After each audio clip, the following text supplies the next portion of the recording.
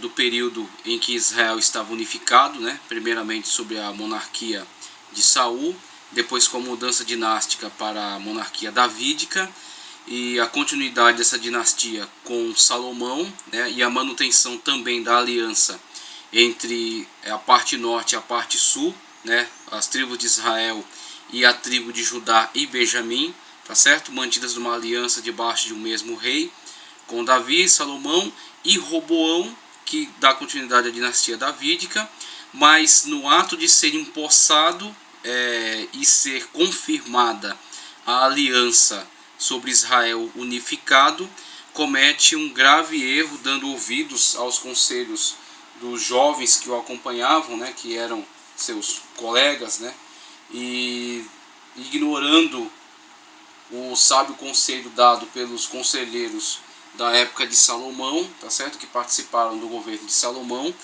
que o orientaram a diminuir a carga de impostos, a intensidade com que eram cobradas as tribos do norte para ganhar a confiança deles, manter a aliança e assim, talvez até no futuro, retomar, né, a cobrança da carga de impostos numa medida mais pesada, né? Mas num primeiro momento negociar com eles e até abrir mão de algumas prerrogativas, né? De dar a eles atender algumas demandas que eles haviam trazido. Mas Roboão não dá ouvidos a este conselho e intensifica, né, a sua abordagem para com eles e comete o grave erro de soltar aquela frase, né, aquela maldita frase que está registrada nas Sagradas Escrituras, quando ele afirma que seu pai havia castigado com açoites, ele porém os castigará com escorpiões, né, e que o seu dedo mindinho é mais grosso do que os lombos de seu pai. Então, com esse tipo de declaração, ele perde definitivamente a aliança sobre Israel unificado, e as tribos do norte, lideradas, representadas por Jeroboão, seguem então seu governo independente da tribo do sul, da tribo de Judá. Com isso temos aí o início do governo da monarquia de Israel, tá certo? A monarquia das 10 tribos do norte, tá certo? Que estão indicadas aí no mapa por essa região contornada com esta linha amarela, tá certo? Então temos aí a região das 10 tribos do norte, que são esta região delimitadas aqui por esse contorno amarelo, governadas em primeiro lugar por Jeroboão, tá certo? Que havia sido inclusive um funcionário da Corvéia no tempo de Salomão. Salomão já havia admirado a forma com que trabalhava, ele havia ganho alguma confiança durante a administração de Salomão. Só que ocorreu um fato ainda na época do reinado de Salomão, que já despertou a sua desconfiança em relação à possibilidade de Jeroboão ser um adversário para a manutenção do seu poder, poder da realeza, da sua casa sobre Israel, que é exatamente aquilo que está registrado nas Escrituras Sagradas acerca do momento em que o profeta Aías recebe uma mensagem divina para que entregue uma profecia a Jeroboão. Então ele encontra Jeroboão no caminho, ele estava vestindo uma veste nova, ele arranca a capa dessa veste, rasga ela em 12 pedaços e entrega 10 pedaços a Jeroboão, dizendo que ele ia ser rei sobre as 10 tribos do norte e que Deus manteria com a casa de Davi apenas 2 tribos, a tribo de Judá e Benjamim.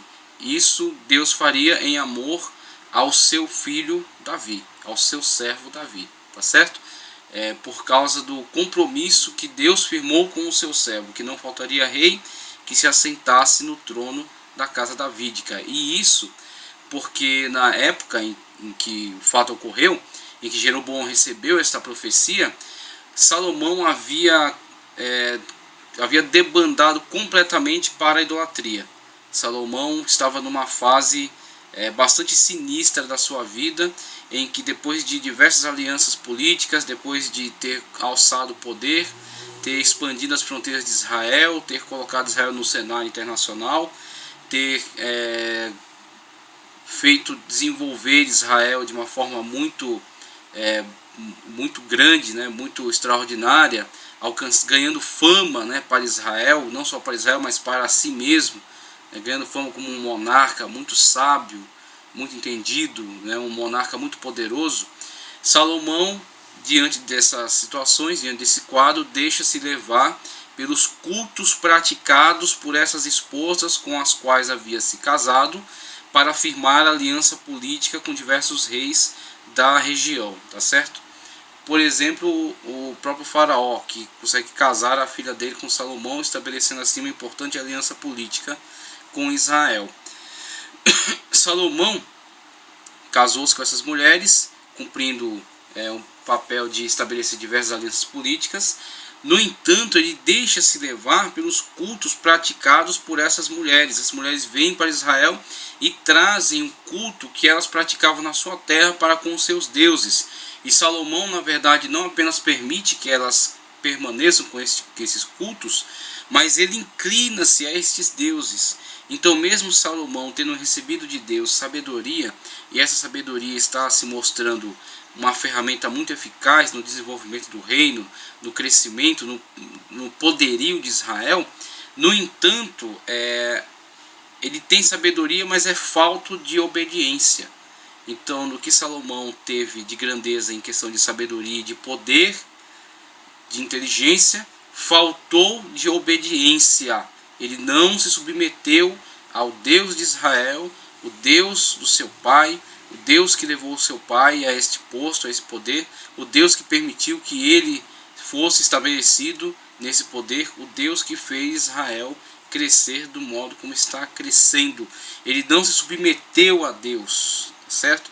Então, quando ele se deixa levar por esses cultos, essas deidades, essas adorações a deuses estranhos, a apostasia dele leva Deus a tomar esta atitude, tá certo? De arrancar da sua mão as 10 tribos e deixar apenas 2, por causa do compromisso que o Senhor havia firmado com Davi. Então Salomão, já na época do seu reinado, tem a sinalização de que haverá esta punição, não terá continuidade esse poderio, essa grandeza que ele havia angariado para Israel. Israel será dividido. Ele não vê isso ainda no seu governo, mas ele verá isso, mas Roboão, seu filho, verá isso na época em que ele assumir a coroa, tá certo? Então, Jeroboão, após essa profecia entregue por Aías, ele passa a ser perseguido por Salomão,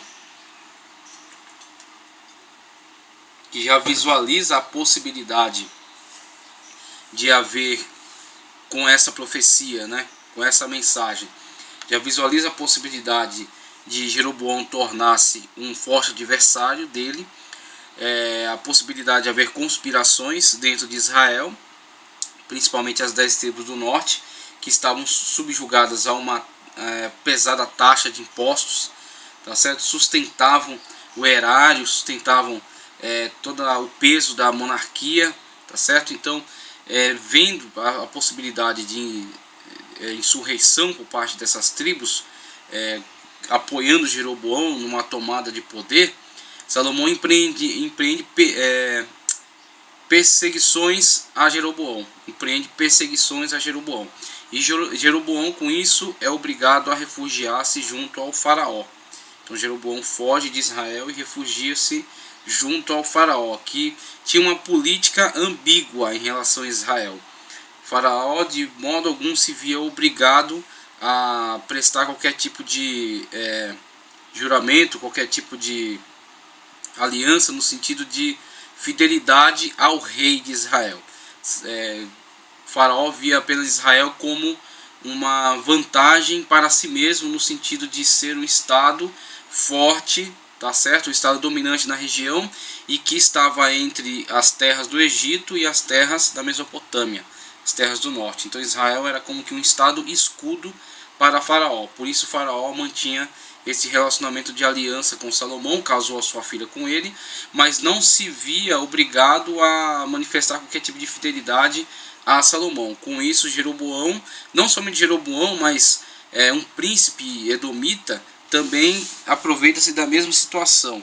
Quando, no tempo de Davi ainda, as terras dos edomitas são conquistadas e muitos homens são mortos, um filho da realeza de Edom se refugia junto a Faraó e depois retorna em outro período de governo em que eles acham mais favorável. Então, Faraó já havia recebido esse príncipe da realeza edomita, refugiado lá.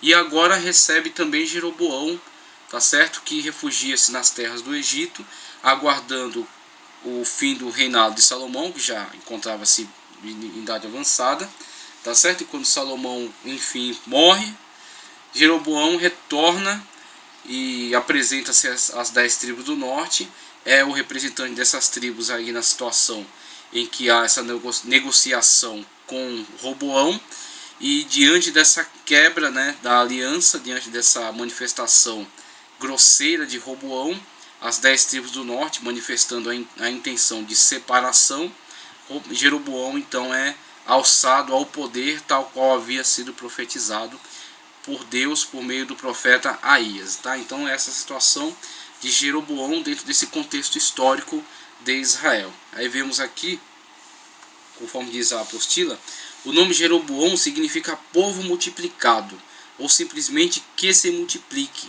Ele era filho de um efraimita chamado Nebate. Sua mãe chamava-se Zerua, conforme 1º livro dos Reis 11:26.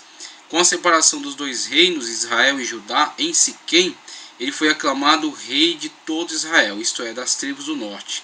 Jeroboão reinou 22 anos, conforme 1º de Reis 11:28. Tinha sido um ativo oficial do governo de Salomão. Foi encorajado pelo profeta Abias, tendo em vista que ele era uma espécie de capataz de corvéia. É possível que ele se aproveitou do desgosto do povo com a casa de Davi e encabeçou uma revolta contra as normas trabalhistas de Salomão. Sabedor de sua infidelidade, Salomão procurou matá-lo. Ao ser perseguido por Salomão, Jeroboão se refugiou no Egito, buscando asilo político. Ao voltar a Israel, Jeroboão se aproveitou do descontentamento dos delegados das tribos do norte com a casa de Davi e ajudou a levar a efeito a separação dos dois reinos. Como já vimos, as 10 tribos do norte ficaram com ele. Ao estabelecer o reino do norte, antigo reino de Saul, reativou-se o clássico e antigo nome de Israel, contrastando assim com o reino de Judá, formado pela tribo de Judá e a vizinha tribo de Benjamim. O relato de 1º de Reis 12:20 diz que a única tribo que seguiu Roboão foi a de Judá, mas no versículo 21 infere que a tribo de Benjamim também ficou com Roboão, tendo se cumprido a profecia de que Jeroboão ficaria com 10, tá certo?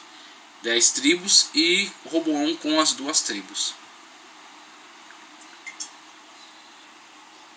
Então vemos aí o início do governo de Jeroboão e qual é o contexto histórico do seu surgimento. Aí vemos que Jeroboão, nas suas primeiras medidas de governo, ele funda a capital, tá certo? A nova capital, a capital agora do Reino do Norte, que está estabelecida em Siquém. Primeiramente, a capital ficará em Siquém, um lugar bastante importante aí para a cultura israelita dessa época. Siquém era uma cidade bastante significativa para eles, tá certo? Jerusalém, porque havia lá o templo. Mas Siquém é uma cidade mais antiga no contexto histórico de Israel do que Jerusalém. Siquém, inclusive, é o lugar onde está associada a figura de Josué. Josué fez importantes ajuntamentos de Israel em Siquém para a renovação da aliança de Israel para com Deus. Então Siquém tinha um significado muito importante para as tribos do norte e para todo Israel, na verdade. Mas Jerusalém passou a ser mais importante para a tribo do sul, porque lá estava localizado o templo e o palácio. Com a separação, Jerusalém passa a não ter relevância para as tribos do norte, em virtude dela ser um lugar muito simbólico, muito significativo para a tribo de Judá, a tribo com a qual eles haviam se separado. Então Siquém é alçada a uma posição de grande importância no governo de Jeroboão, é tornada capital. A capital depois será mudada para Penuel, tá certo? Será mudada para Penuel. Após isso será mudada para Tirza. Muitos reis do Reino do Norte reinarão a partir de Tirza. E finalmente, no tempo de Onri, a capital será alterada para Samaria, tá certo? Então Onri edificará Samaria para ser a capital de Israel futuramente.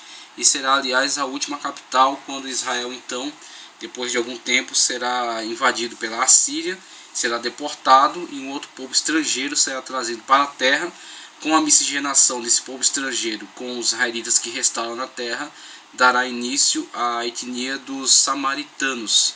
Samaritanos que serão odiados pelos judeus da tribo do sul, que também passaram por uma deportação, mas voltarão, né, e conseguirão comprovar a sua linha genealógica.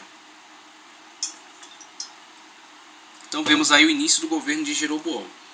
Uma das outras medidas importantes que Jeroboão toma no início de seu governo é exatamente a alteração, não somente da capital, né, com a fundação de Siquém como capital do Reino do Norte, mas também um outro elemento unificador fundamental para os israelitas, num contexto geral, tanto Judá quanto Israel, que era exatamente o culto.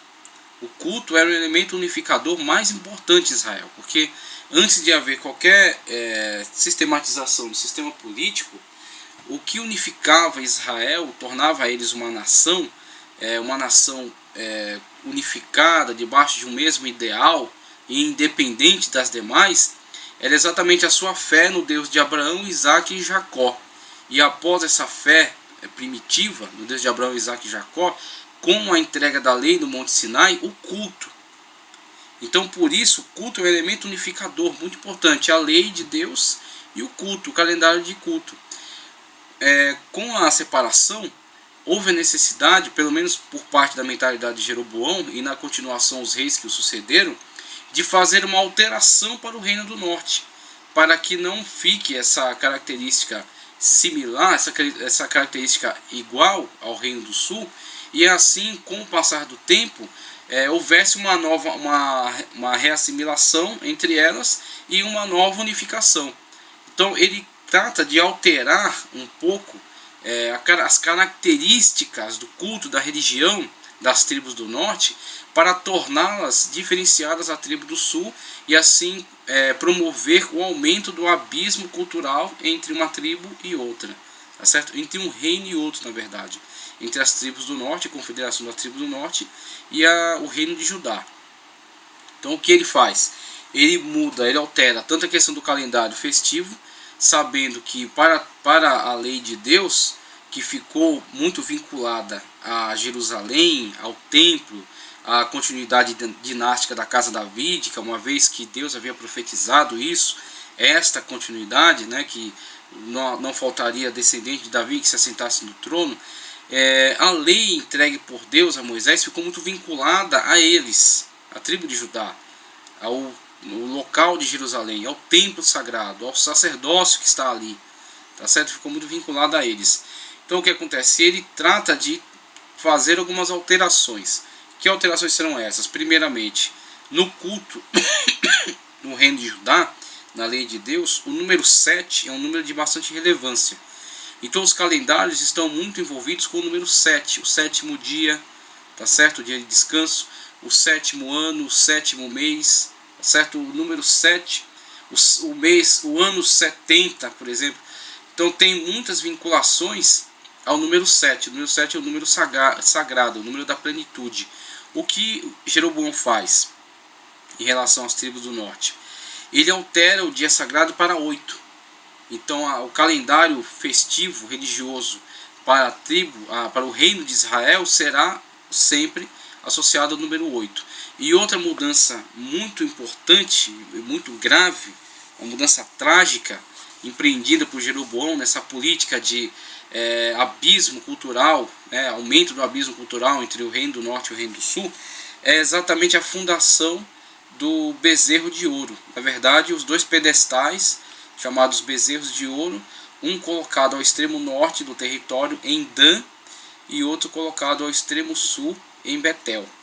Então, quando ele funda, quando ele levanta esses bezerros de ouro e coloca eles nas duas extremidades, temos aí uma demarcação territorial muito importante e o estabelecimento de um novo local de culto, um novo local para o qual os elementos de Israel peregrinarão, evitando a todo custo que eles desçam a Jerusalém para a realização dos cultos no templo, vinculado sempre ao reino de Judá, vinculado à monarquia da casa davídica. Ele tenta evitar que elementos de Israel peregrinem para o sul, para Jerusalém, para realizar o culto, as festividades sagradas, conforme o Deuteronômio determina, no templo sagrado.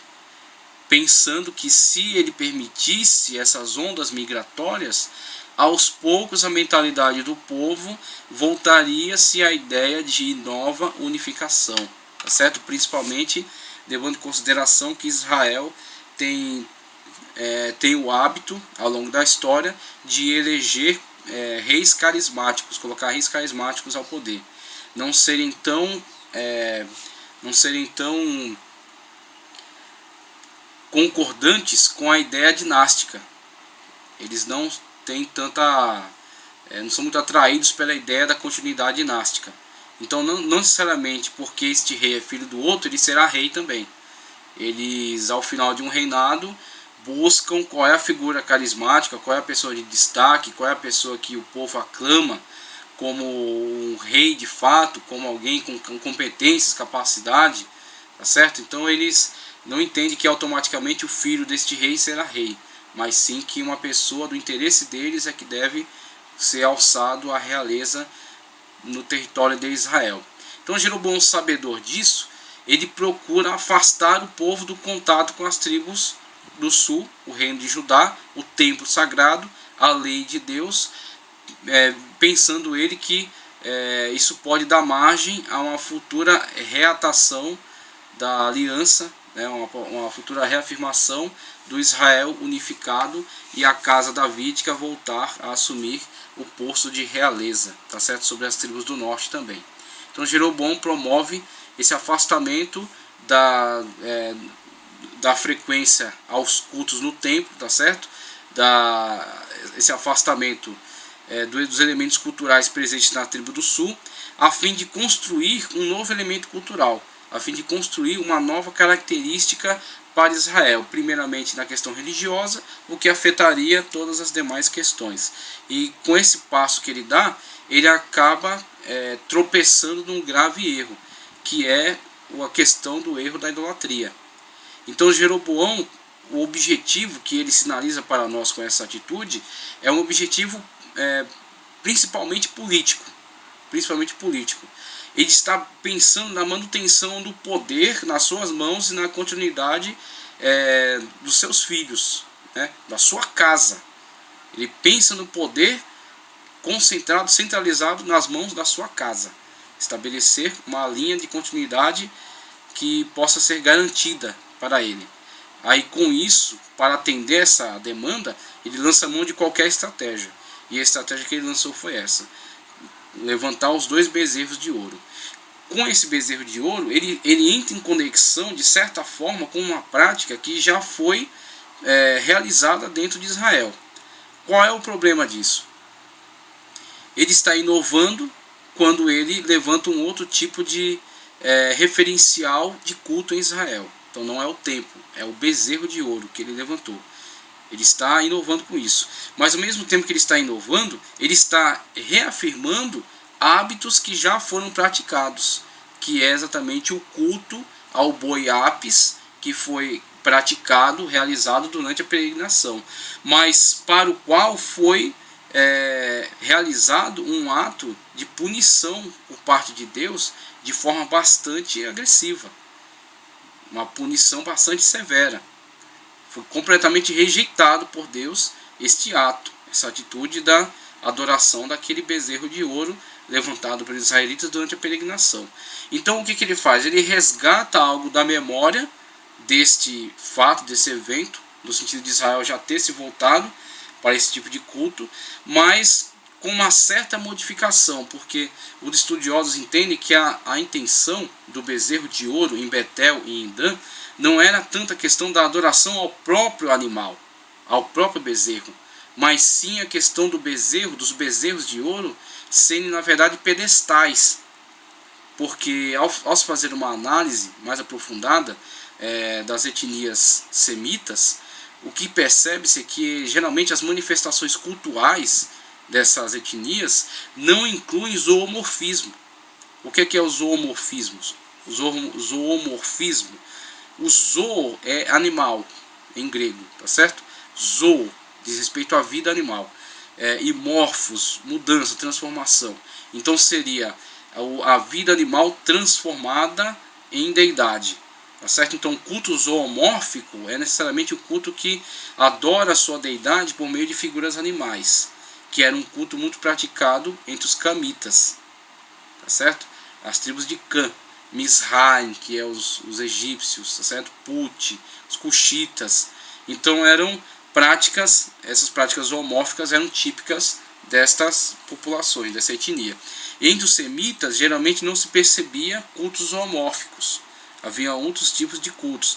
Então, com essa constatação, eles levantam a hipótese de que, na verdade, o bezerro não era em si o objeto de adoração, mas que ele poderia remeter à ideia de ser um pedestal, de ser um local, um bezerro, por exemplo, um animal que serviria de cavalgadura para Jeová. Jeová montaria nesses bezerros. Só que isso, claro, uma hipótese, né? Na verdade, o que é mais o que fica mais evidente, o que fica mais de forma mais simplificada, o que é demonstrado de forma mais clara, é que o próprio bezerro torna-se sim um objeto de idolatria, certo? Ele torna-se sim um fetiche, um objeto sobre o qual o povo crê haver poder místico. O povo então não adota essa ideia subjetiva de que ele é um pedestal para Jeová, que ele é uma cavalgadura de Deus, mas sim volta-se à adoração do próprio objeto, do próprio animal. E na verdade esta é uma porta aberta para toda a idolatria que entrará no território de Israel e levará Israel à ruína.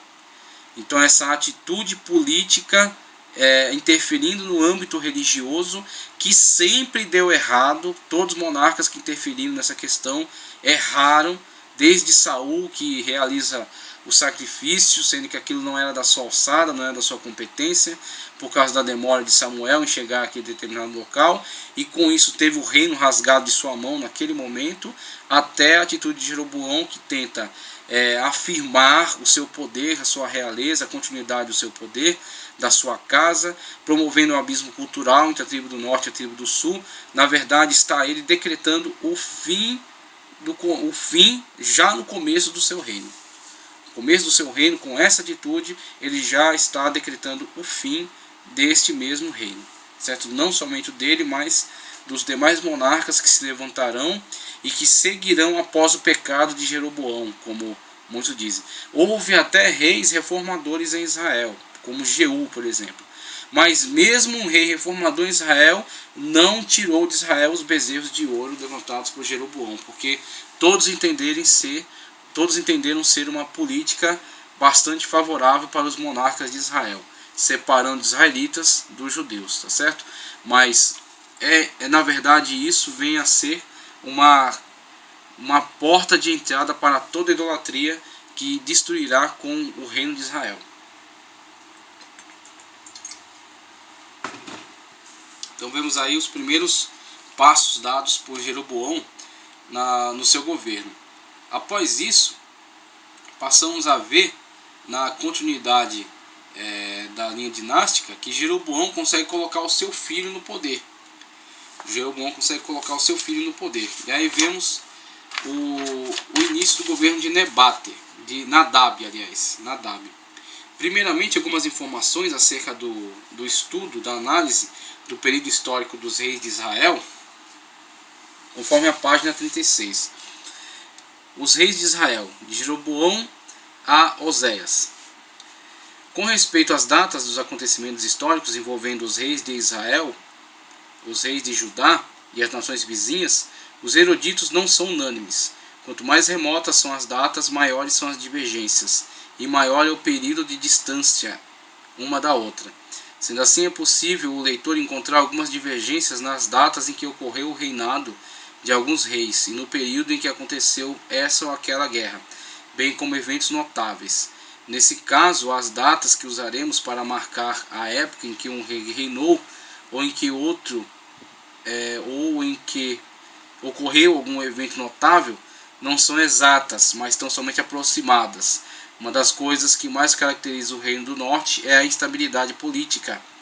O Reino do Sul, Judá, perseverou com a casa de Davi durante toda a sua história, mas o Reino de Israel passou de mãos em mãos por 3 vezes nos seus primeiros 50 anos. Isso parece muito, por exemplo, para o nosso modo de governo hoje democrático, com eleições a cada 4 anos, mas estamos falando aqui de um período em que a monarquia geralmente é a forma de governo mais aceitável, né? Ou a monarquia, ou a tirania, quando alguém se apossa do poder e estabelece a força lá por meio da guerra, por meio da força armada, né?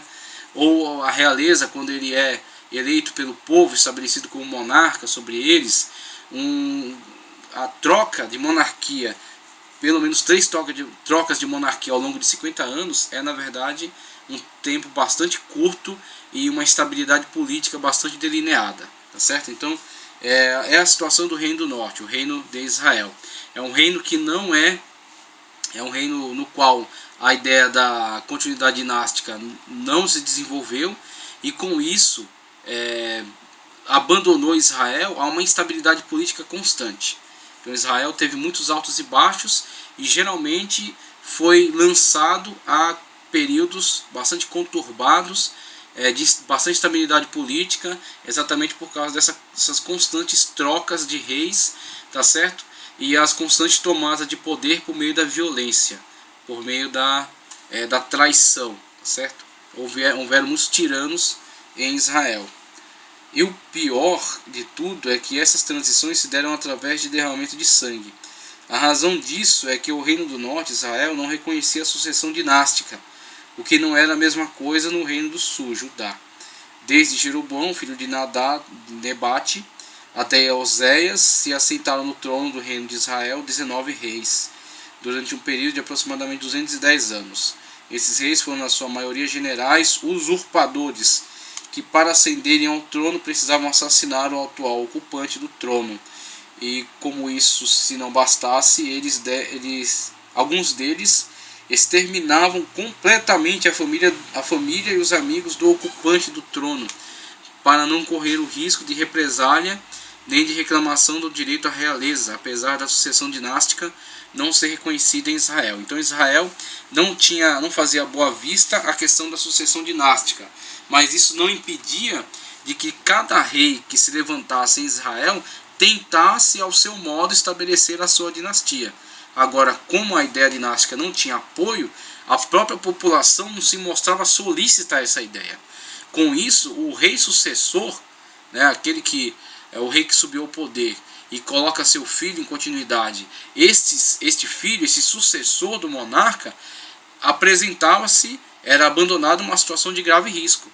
Então ele tentava manter-se no poder, como nós vamos ver aí nessa pequena linha que vamos estabelecer de monarcas, tá certo? Ele tentava manter-se no poder, mas geralmente aparecia um usurpador que tratava de pôr um fim ao seu reinado, e isso sem grande comoção do povo, sem grande manifestação do povo.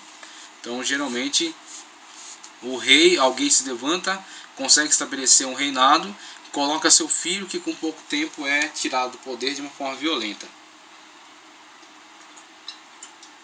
Vemos aí, por exemplo, no caso de Jeroboão. Jeroboão, que é colocado aí como Jeroboão I, porque haverá um outro Jeroboão ao longo da história de Israel, ele tem a duração de seu reinado em 22 anos, pelo menos, de 931 a 909, tá certo? Pelo menos 22 anos. Conforme profetizado por Aías, ele é alçado ao poder e reina sobre as 10 tribos do norte. Seu filho Nadab sobe ao poder, tá certo? Seu filho Nadab sobe ao poder. Com a morte de Jeroboão, seu filho Nadab reinou em seu lugar durante 2 anos. Veja só, aqui é apontado como 1, mas acontece nesse quadro apontado como 1.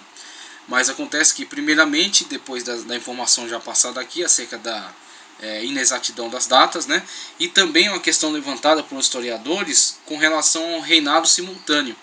Então, algumas vezes, um rei, já no final do seu período de reinado, na sua velhice, estabelece seu filho, e seu filho está reinando simultaneamente com ele, e depois, com a sua morte, reina sozinho.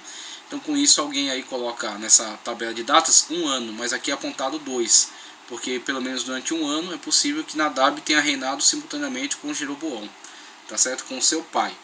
Seu comportamento foi tão mau como foi o de seu pai. Baasa, provavelmente um de seus oficiais, filho de Aías, da tribo de Sacá, o assassinou quando ele estava em campanha militar contra Gibeton. Tá certo? Então temos aí já a situação com a morte de Jeroboão I, a tentativa de estabelecimento de uma dinastia no reino de Israel, com a subida ao poder de seu filho Nadab. Tá certo?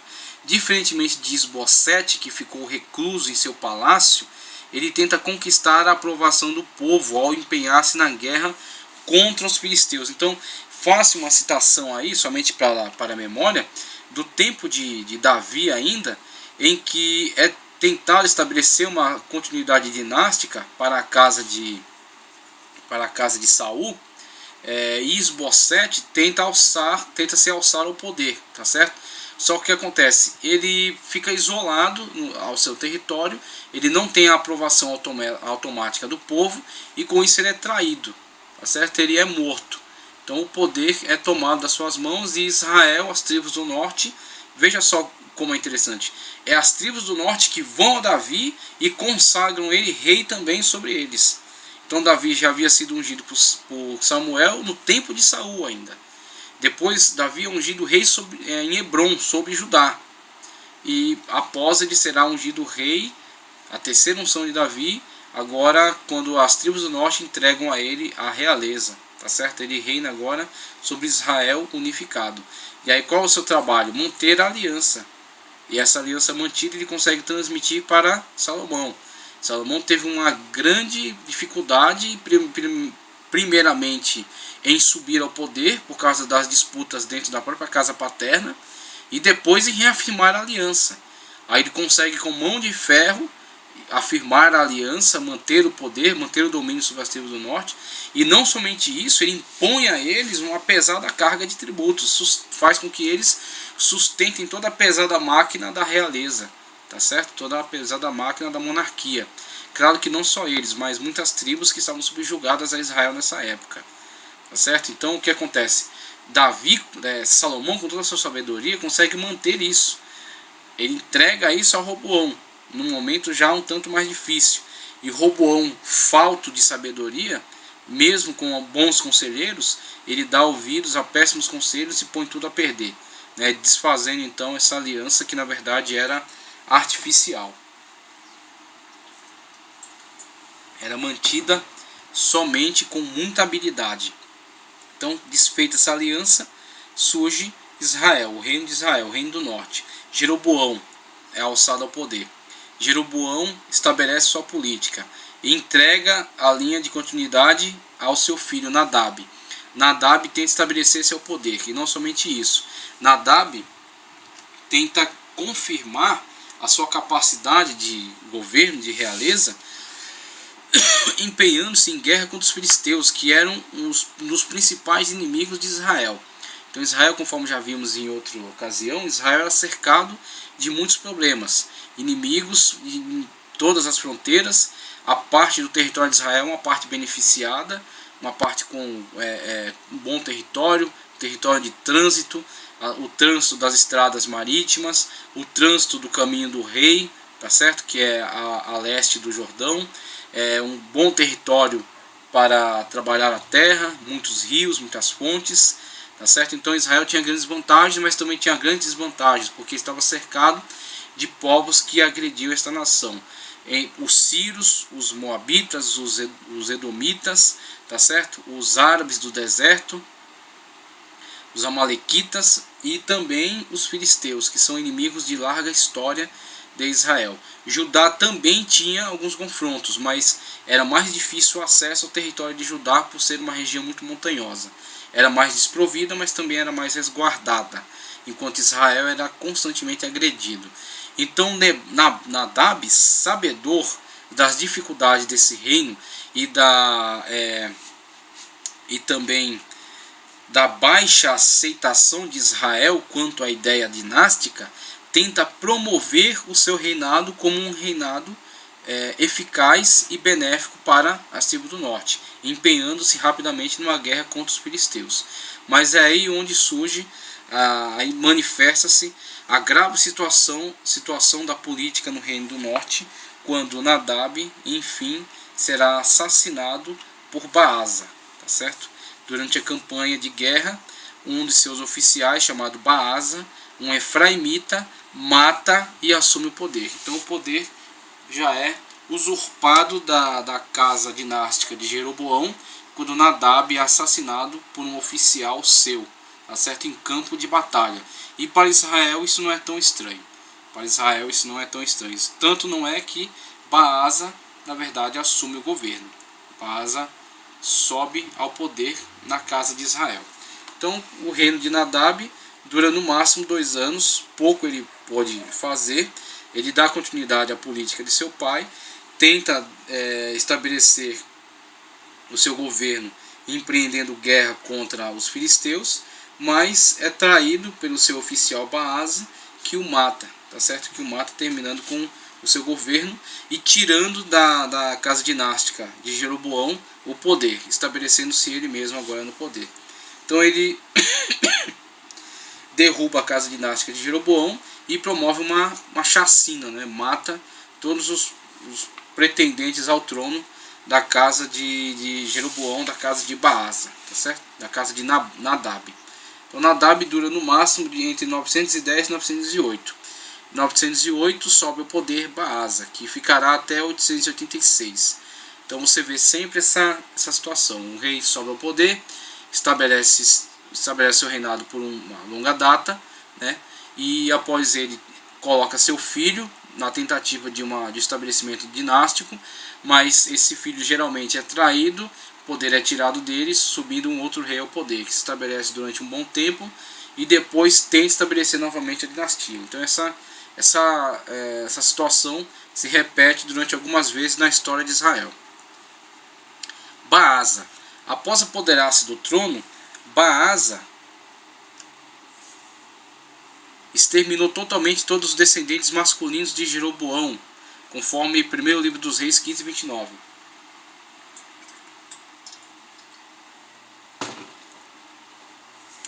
Possivelmente temendo represália, ou para eliminar qualquer possibilidade de sucessão dinástica. Isso passa a ser a prática de todos os usurpadores no Reino do Norte, embora em alguns casos nem sempre tenham conseguido fazê-lo inteiramente com um absoluto sucesso. Como Jeroboão, Baasa reinou por designação profética, está lá em 1 de Reis 16, 1 e 2. Ele reinou durante 24 anos, veja que Jeroboão reinou durante 22 anos. Nadab, seu filho, durante 2 apenas, quando é traído por Baasa. Baasa se estabelece no poder por 24 anos, 23, 24 anos. Tem essa flutuação aí cronológica. Sua capital era Tirza, onde foi sepultado, inclusive ele é sepultado lá. 1º livro dos Reis, 15:33. Após sua morte, seu filho Elar reinou em seu lugar. Apesar de ter durado 23 anos, praticamente nada sabemos a respeito do reinado de Baasa. 1º de Reis, 15:33 ou 16 e 7. Com exceção de sua derrota na guerra fronteiriça contra Asa, rei de Judá, por causa da intervenção dos sírios. Então temos aí a subida de Baasa.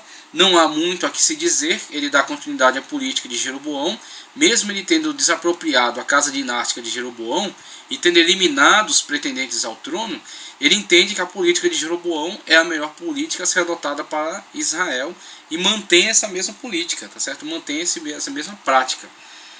Baasa derruba seu antecessor e reina por 23 anos em Tirza, dá continuidade às práticas idolátricas de Jeroboão e por fim morre numa batalha contra Asa, rei de Judá. Então o fim de Baasa numa batalha interna, tá certo? Uma guerra civil, digamos assim, uma guerra para estabelecimento de linha fronteiriça com o reino de Judá, o reino do sul. Então, com essas intensas batalhas, quer pela influência de Israel em outras nações, né, filisteus, guerras de fronteiras com os filisteus, com os sírios, com os moabitas, ou quer uma guerra interna com Judá, o antigo reino que era unificado com eles, né, e um reino irmão, de um povo irmão, todas essas guerras, todas essas situações, toda essa instabilidade destruiu completamente o poderio internacional de Israel. Veja que Davi consegue estabelecer a unificação. Davi consegue impor o poder de Israel sobre as tribos vizinhas. Os filisteus estavam subjugados, os moabitas estavam subjugados, os edomitas estavam subjugados, tá certo? De tal forma o poder de Israel se estabeleceu sobre os edomitas que, se esse príncipe dos edomitas não se refugia com Faraó, talvez não houvesse uma possibilidade de reafirmação da dinastia, da casa real edomita no futuro. Então, depois esse filho da realeza edomita retorna e dá continuidade ao poder, né? Quando enfim Edom se insurgirá contra Israel nessa época de instabilidade. Então Davi consegue impor a realeza, consegue impor o domínio de Israel sobre esses povos vizinhos. Salomão consegue estender a influência de Israel até o Eufrates. Então, mesmo que essas nações mais distantes não fossem nações plenamente subjugadas, né, de modo que Israel reinasse objetivamente sobre elas, mas Israel estendeu a sua influência sobre elas. Elas eram tributárias de Israel, elas pagavam tributo. Eram reinos vassalos, alguns deles. Então o que acontece? Esse imenso poderio conseguiu-se debaixo de uma linha dinástica, de uma organização centralizada e forte, poderosa, tá certo? Unificada, debaixo de um mesmo sistema. Com a saída de Israel de dentro desse sistema, essa instabilidade política promove sempre essas mudanças e a perda de poder. Então Israel perdeu poder e Judá também perde muito do seu poder. E numa guerra interna dessas, numa guerra fronteiriça, numa guerra civil, tá, entre povos irmãos, Baasa então é morto. E na verdade o que há de se falar do reino dele, mesmo com alguns números de anos, né, de certa forma longo, pelo menos para os padrões do reino do norte de Israel, o máximo que se tem a falar dele é que ele traiu o Nadab, filho de Jeroboão, assassinando e usurpando o poder, continua a política de Jeroboão e depois morre numa guerra interna contra Asa, rei de Judá, tá certo? Então, Baasa falecendo nessa situação, morrendo nesse conflito, Elar, seu filho, sobe ao poder. Então temos novamente uma troca de realeza, mas agora dentro de uma nova tentativa dinástica.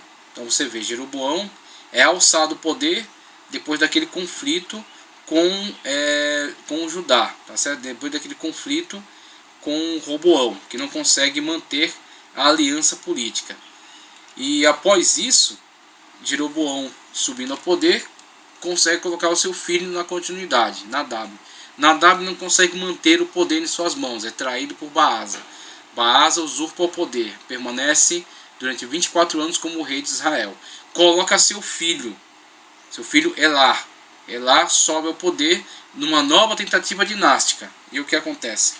Após sua morte, Baasa foi sucedido por seu filho Elar.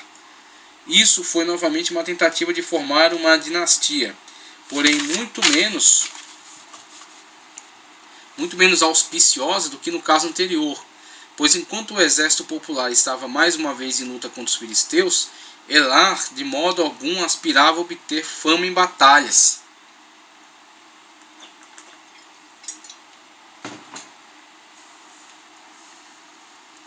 Ele fez aquilo que a seu tempo Esbocete fizera, né?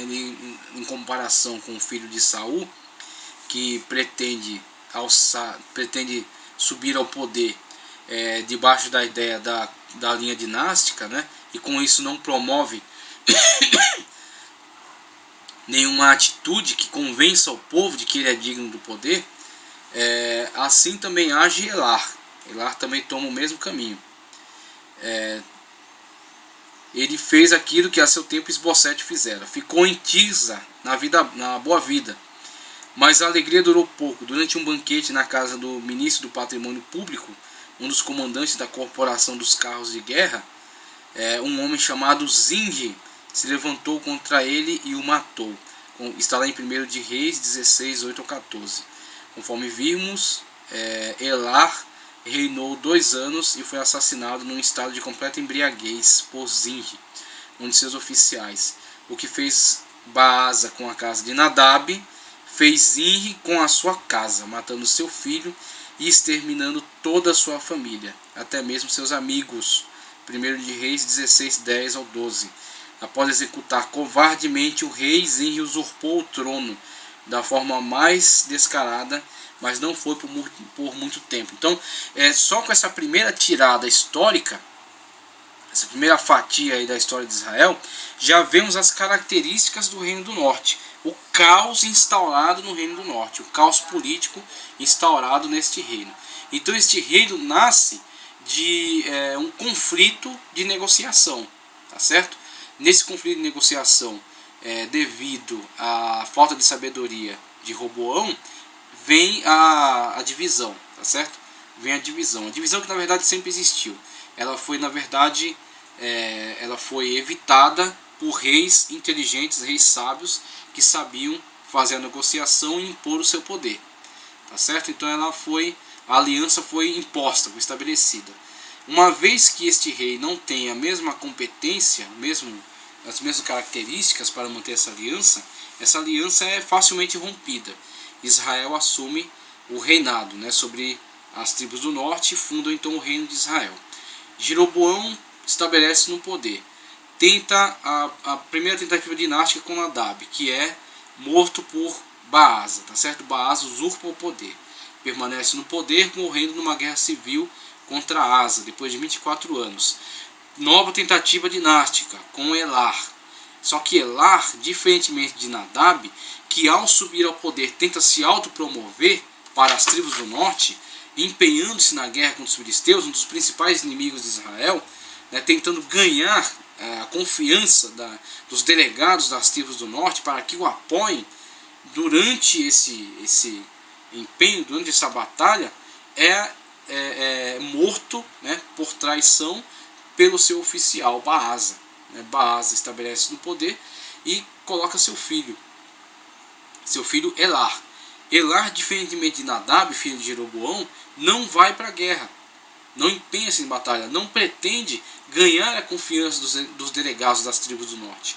Ele simplesmente entende que ele é o filho do rei e com isso ele é rei automaticamente. Sempre a ideia dinástica na cabeça dos monarcas e sempre a ideia dinástica sendo rejeitada pelos delegados da tribo do norte. Elar fica folgadamente na sua casa, num banquete na casa de um dos seus oficiais, Zinri, tá certo? Um oficial importante das suas tropas, tá certo?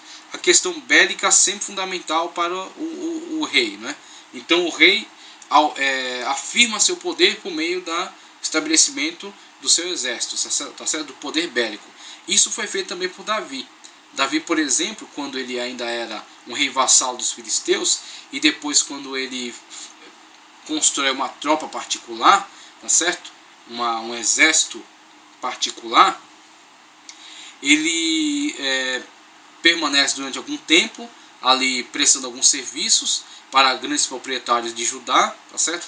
De certa forma ilegal, porque Saul estava o perseguindo, então ele fica na ilegalidade durante algum tempo, e quando ele é alçado ao poder com a morte de Saul, morto inclusive pelos filisteus, os filisteus sempre interagindo com a história de Israel dessa forma, guerras, lutas, agressões dos filisteus, sempre ameaça, os filisteus são sempre uma ameaça para Israel.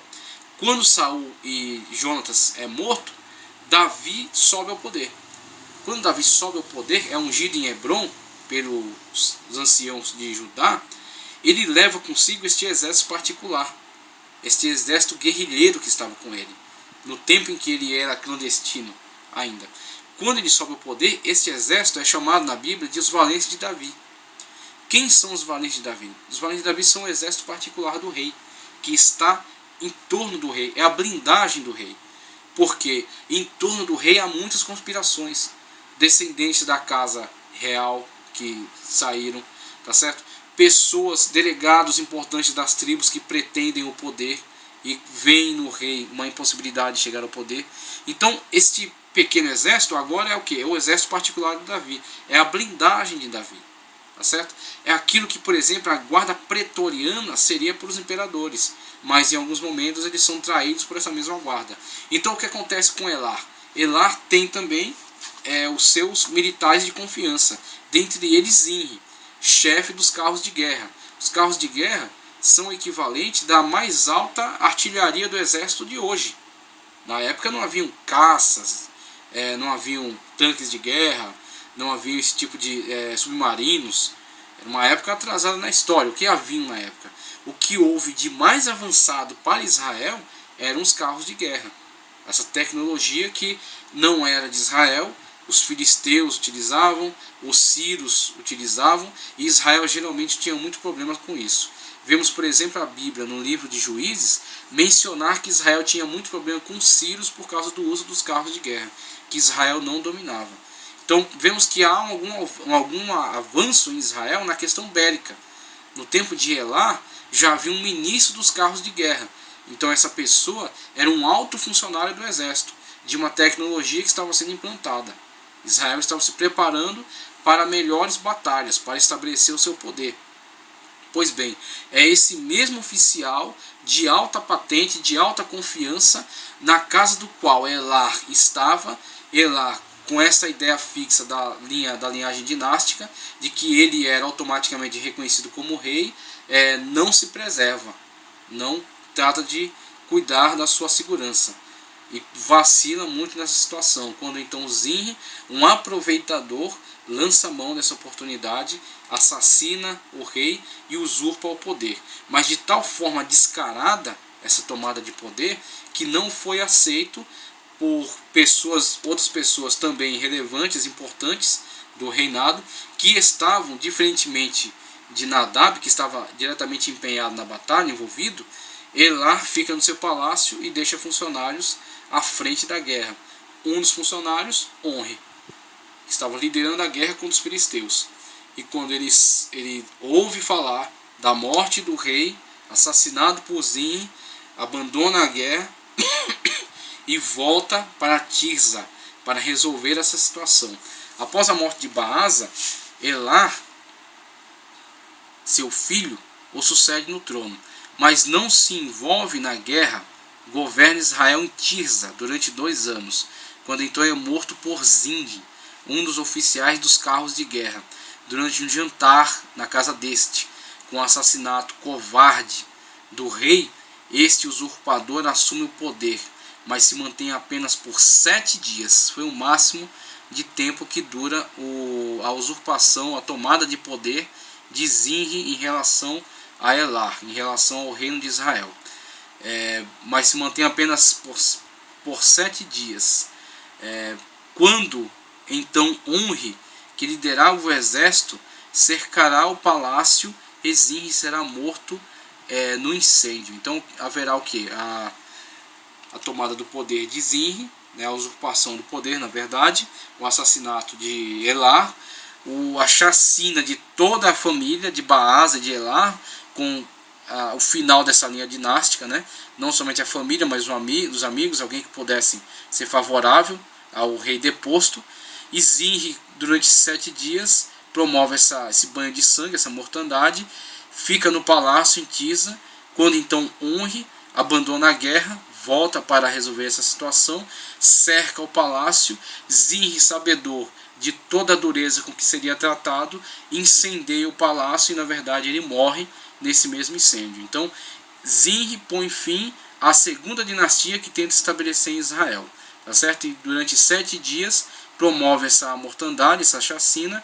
Quando então é cercado por Onri, um oficial do exército de Elar, que estava empenhado na guerra por Israel, Onri cerca o palácio, Zinri morre no incêndio e Onri é alçado ao poder pelas tropas. Agora haverá uma disputa pelo poder entre Onri e Tibni, que durará pelo menos durante 4 anos, e com isso mais estabilidade política, quando enfim Onri tomará o poder e estabelecerá também a sua dinastia. Tá certo? Como veremos na próxima aula.